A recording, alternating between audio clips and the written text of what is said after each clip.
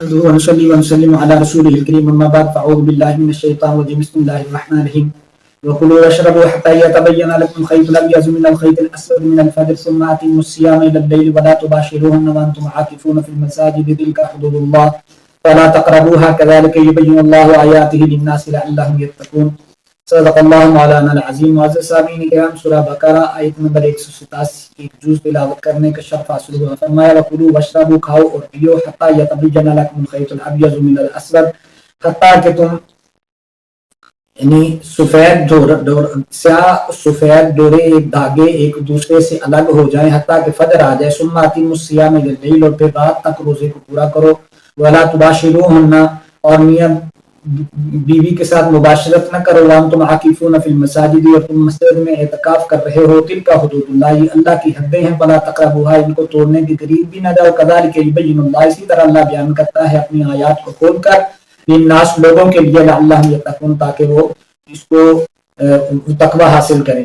تو یہ اس پیچھے رمضان کے روزے فرض کیے تو اللہ نے یہی فرمایا لعلہم یتقون. اور یہاں بھی فرمایا کہ روزے کا مقصد وہ کیسے اس سے حاصل کیا ہے، وہ تقوی حاصل کرنا ہے. تو نبی پاک صلی اللہ علیہ وسلم نے فرمایا ہمارے اور اہل کتاب کے روزوں میں جو فرق ہے وہ سحری کا کھانا ہے. کہ پہلی امتوں پر سحری نہیں تھی، ہمارے اوپر سحری ہے. اسی طرح فرمایا حتی یتبین لکم الخیط الابیض من الخیط الاسود، یہ مراد رات اور صبح صادق ہے. یعنی پہلے چونکہ ایسے گھڑیاں اور یہ چیزیں نہیں تھیں تو اس پر بعض صحابہ کرام نے اپنی ٹانگوں کے ساتھ سفید اور سیاہ دھاگے باندھ لیے تھے کہ جب تک وہاں تک وہ کھاتے رہتے جب تک وہ صاف ہو کے نظر نہ آنے لگتے. حضرت عدی بن حاتم رضی اللہ تعالیٰ عنہ فرماتے ہیں کہ میں نے اپنے تکیے کے دو جو ہیں وہ کے ساتھ تکیے کے ساتھ دو باندھ دیے سفید اور سیاہ دھاگے، تاکہ مجھے پتہ چلتا رہے کہ جب ان میں امتیاز ہو جائے، پتہ چل جائے کہ یہ سفید ہے یا سیاہ، تب تک کھائیں. تو نبی پاک صلی اللہ علیہ وسلم کو بتایا تو آقا صلی اللہ علیہ وسلم مسکرائے اور فرمایا کہ تمہارے تو تکیے کے دھاگے بہت لمبے ہیں بھی، ان میں دن اور رات کو تم نے لپیٹ دیا ہے. تو پھر اس پر جب یہ ایسا ہونے لگا، یعنی فرمایا ایزن وسادتک عریضن، تمہارا تکیہ تو بہت لمبا چوڑا ہے کہ اس میں رات اور دن کو لپیٹ رکھا ہے. تو اس طرح کی غلط فہمیاں ہونے لگیں کہ اب کہاں تک کھانا ہے، کب تک کھانا ہے. تو پھر اللہ نے آگے لفظ بڑھا دیا من الفجر، یعنی صبح صادق تک. صبح خیط الابیض سے مراد وہ صبح کی سفیدی ہے جس کو پھٹنا کہتے ہیں، صبح صادق تک ہے. ثم اتم الصیام الی اللیل، وہ رات یعنی جب رات شرعی شروع ہوتی ہے غروب آفتاب تک روزے کا پورا کرنا ہے. اور اسی طرح اب یہاں پر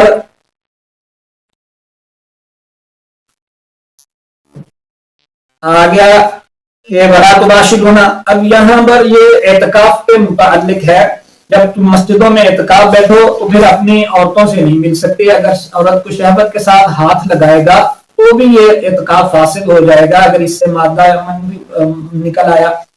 یہاں پر مساجد کے ذکر سے یہ مراد نہیں ہے کہ گھروں میں اعتکاف کی حالت میں ایسا کر سکتے ہیں، اس لیے کہ نبی پاک صلی اللہ علیہ وسلم نے فرمایا کہ اعتکاف مساجد کے علاوہ ہوتا ہی نہیں، مرد کا اعتکاف صرف مسجد میں ہوتا ہے. ہاں، اس کے لیے یہ شرط ہے کہ وہ جامع مسجد شرط نہیں ہے، بلکہ اس کے لیے شرط جو ہے وہ باجماعت جہاں نماز ہوتی ہو وہاں پر اعتکاف ہو سکتا ہے.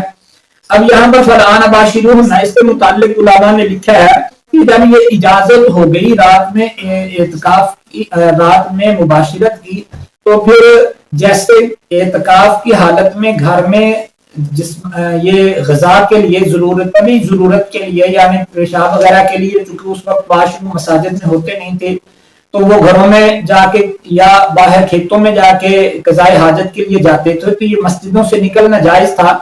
تو اسی طرح انہوں نے اس وقت تک یہ سمجھا کہ جب اعتکاف کریں تو میاں بیوی بھی جا کے، خامد اپنے گھر میں جا کے کھانا کھا سکتا تھا، قضائے حاجت کر سکتا تھا، تو یہ جا کے اپنی بیویوں سے مباشرت بھی کر لیتے تھے. اس کے متعلق حضرت علی رضی اللہ تعالیٰ عمار بن یاسر، یہ دونوں کے متعلق لکھا ہے. تو قرآن مجید کی آیت نازل ہوئی کہ اعتکاف کی حالت میں مباشرت جائز نہیں ہے.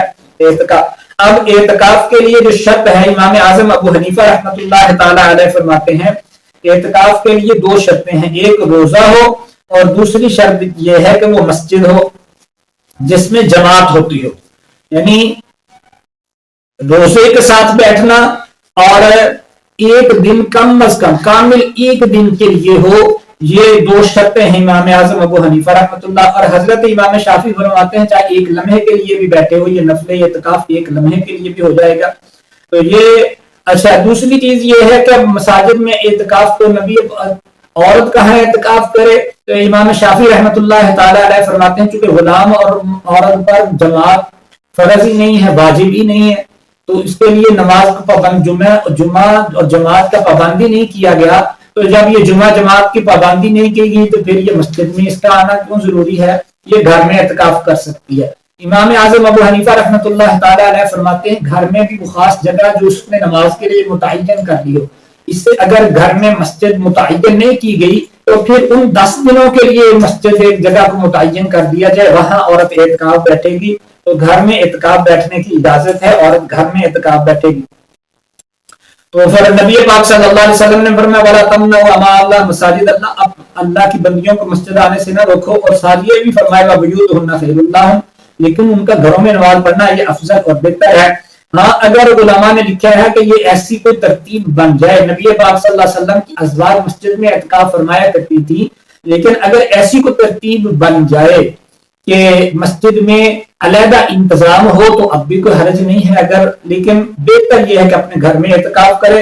اور ہاں میاں بیوی اب شہوت کی وجہ سے نہیں، ویسے اگر عورت اپنے خاوند کے جسم کو ہاتھ لگا لے بغیر شہوت کے ضرورت کے لیے تو یہ جائز ہے۔ اعتکاف میں بھی حضرت اما عائشہ رضی اللہ تعالیٰ عنہ فرماتی ہیں کہ میں اپنے حجرے میں ہوتی تھی، نبی پاک صلی اللہ علیہ وسلم حجرے کی کھڑکی سے یا دروازے سے اپنا سر مبارک اعتکاف کی حالت میں حجرے میں کر دیتی تھی اور میں سر کو دھو دیا کرتی تھی، حالانکہ میں حالت حیض میں ہوتی تھی، تو یہ جائز ہے۔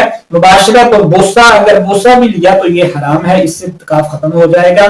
فرمایا یہ اللہ کی حدیں ہیں، ان کی حفاظت کرو، ان کے توڑنے کے قریب نہ جاؤ، یعنی صبح سحری طلوع صبح صادق کے بعد نہ کھائیں، اور غروب آفتاب سے 1 منٹ پہلے بھی اس کو افطار نہ کریں۔ اگر 1 منٹ پہلے بھی روزہ کھول کوئی چیز کھا لی تو پھر روزہ نہیں ہوگا۔ اللہ سمجھنے عمل کی توفیق عطا فرمائے۔ وما علینا